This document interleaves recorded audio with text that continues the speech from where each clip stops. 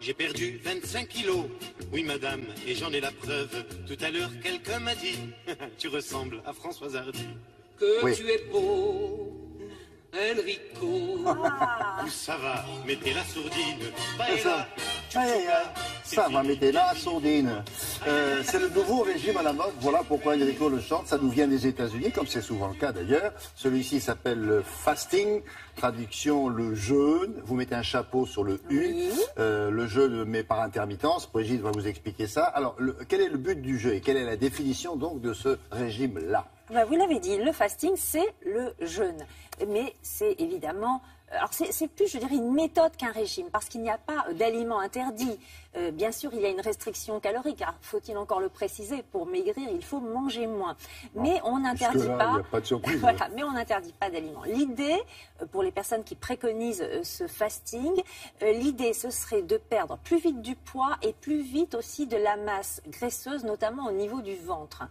Et en pratique, il faut donc pratiquer des périodes d'abstinence alimentaire, c'est-à-dire des périodes de jeûne.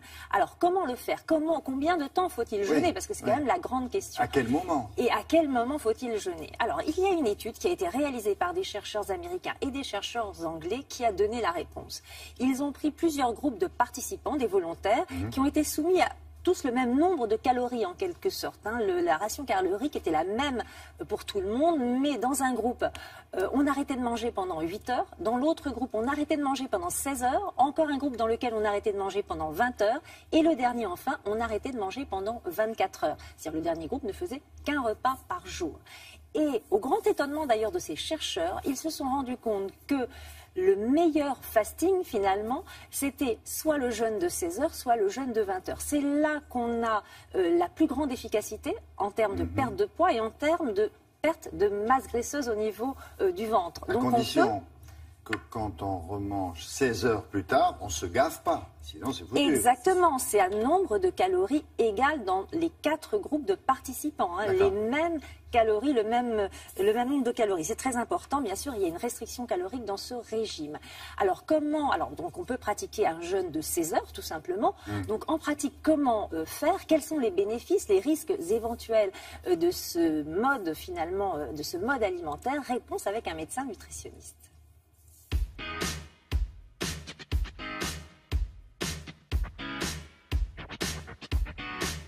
Les dernières études scientifiques ont démontré que le fasting le plus efficace, contrairement à une idée reçue, n'était pas celui de 24 heures, mais celui de 16 heures. En pratique, ça signifie quoi?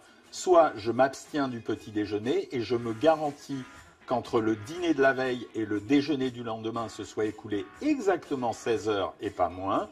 Soit j'élimine le dîner du soir, j'ai le droit de faire une petite collation jusqu'à 4 heures de l'après-midi, mais le prochain petit déjeuner n'interviendra que 16 heures plus tard, c'est-à-dire à 7 heures ou 8 heures le lendemain. Un jeûne intermittent de 16 heures n'interdit absolument pas de consommer des boissons. Il faut que ces boissons ne contiennent pas d'aliments, donc de sucre, mais on peut très bien prendre du café, du thé, de l'eau, des infusions, voire même un bouillon de légumes qui apportera beaucoup de minéraux.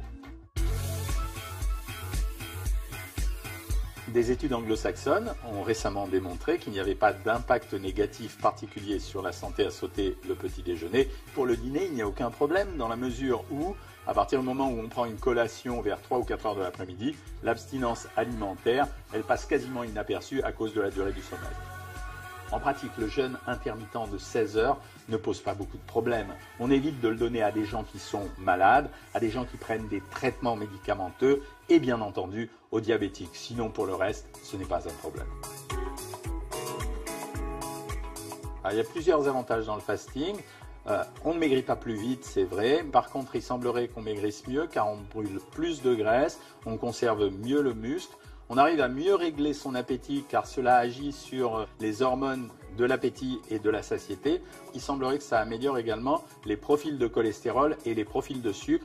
Donc, meilleur taux de cholestérol, meilleur taux de sucre dans le sang. Et ce qu'on a observé, c'est que les gens qui pratiquent le fasting perdent en moyenne 6 kilos les 3 premiers mois, puis 4 kilos de plus les 3 mois suivants, donc une perte de poids de 10 kilos en 6 mois. Alors, pas question de dire que c'est une perte de poids définitive.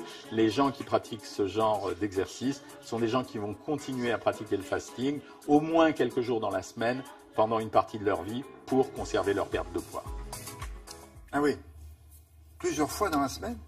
Oui, une fois qu'on a atteint une perte de poids, la perte de poids qu'on désirait, hein, oui. mettons on a perdu 5 kilos, c'est sûr que si on remange normalement, on va reprendre des le kilos. Donc l'idée du fasting qu'on dit oui. d'ailleurs à la française, c'est pendant 5 jours dans la semaine, manger 3 repas par jour et 2 jours ne faire que 2 repas, c'est-à-dire observer ce jeûne intermittent de 16 heures. Et si vous voulez en savoir plus sur cette méthode... Mais il y a des variantes ou pas là Oui, par exemple, cette variante, c'est ce qu'on appelle le 5-2, jeûne à la française. Ouais. 5 jours, 3 repas pas normalement et 2 jours avec ce jeûne de 16 heures. Donc pour en savoir plus, voilà, le livre du docteur Jean-Michel Cohen, J'ai décidé de maigrir, la nouvelle méthode 2 repas, 1 encas, donc c'est aux éditions Flammarion. Le fasting de Jean-Baptiste Rive qui est aux éditions Thierry Soucard. Alors là, c'est quelqu'un qui a une personne qui raconte son expérience, son témoignage de fasting. Et puis le régime 5-2 à la française aux éditions Marabout. Très bien, bonne chance.